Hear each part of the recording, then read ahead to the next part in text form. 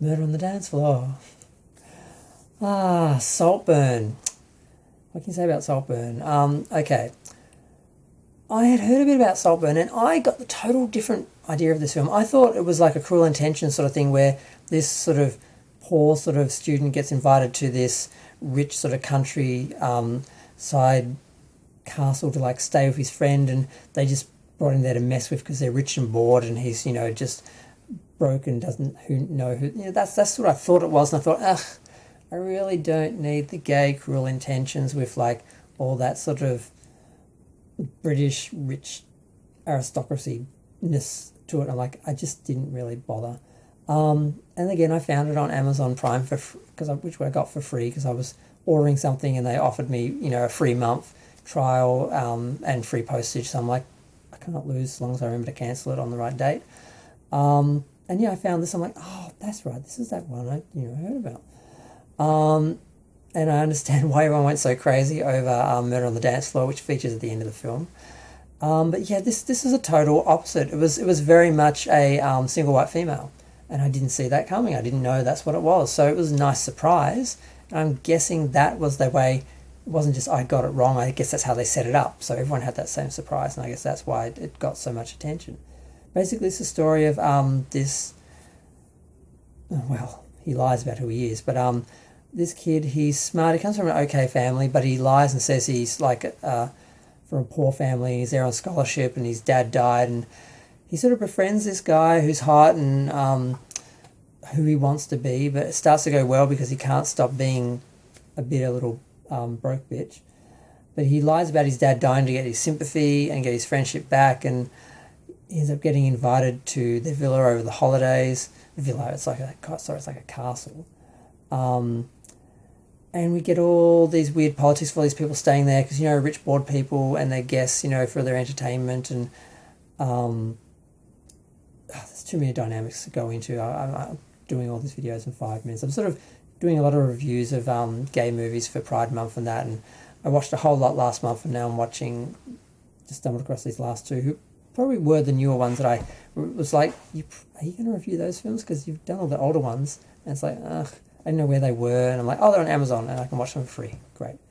So yeah, eventually you find out this guy is plotting the whole time. He manufactured meeting the guy. He lied about his family. He set up people for failure and positioned himself, and some of it's ridiculous. I'm like, there's no way he would have made sure this person was in this place at this time, but it's all, oh, look how clever he is. I'm like, yeah, it's easy to write that afterwards. You know, that wasn't actually structured into it. Because there was a lot of buzz about this film getting Oscar nominations, and I don't think it did. But the acting's good. It's funny how the character transitions from this really sort of unattractive guy to being quite interesting towards the end of the film.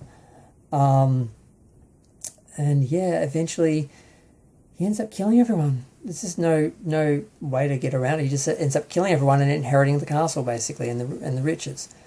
He kills the friend. He kills the sister, pretending she killed herself over the brother. Then he gets kicked out and paid off. And then the father dies. And I don't know if he was involved in that or not, but he maneuvered himself so he could get back in contact with the wife. And in her grief, basically comes in, becomes a surrogate son, husband, father, whatever, and ends up, when she gets sick, getting everything. And then the last scene is him literally dancing around the castle naked to Murder on the Dance Floor. And I'm like, this is totally over the top and ridiculous and absolutely fascinating. I couldn't stop watching. It's not because he's naked. I mean, I really don't care. But I don't understand dancing naked. I don't like things banging into other things. I don't know how you can do that for entertainment's sake. It's like, put some underwear on, please. Just for your own preservation. Not because I have an issue seeing it, but it's just like, yeah, I don't get that. So, but he looks like he was having a ball. And this is an interesting little film. It's a nasty little film. Confusing little film, because there are moments where you're kind of with the lead guy, but other times you're kind of not, because he is kind of blank and cold sometimes. But you really don't like these rich, horrible people. So there's really no one that you really love or really root for in the film, and it really just sort of happens. And there's a really disturbing scene after the death of the the son, where he's lying on the grave in the rain, and I can't say the things he does. It's shocking, and I'm like, okay, that's why this film was being talked about, because it was too much for people to really say. There was a lot of talk. I'm like, why are they talking about this film? Because of these scenes which they really couldn't show or talk about. But I'm going to leave that a mystery in case you haven't seen it. I'm going to go. Feel free to share, like, comment, subscribe. Let me know what you think. Yeah, it was definitely interesting. I don't know if I'd ever watch it again. And yeah, I watched it thinking it was going to be a totally different film from what it was.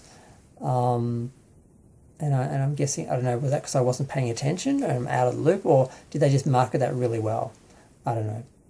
Maybe I'll do some research on that, but I'm going to go. Bye.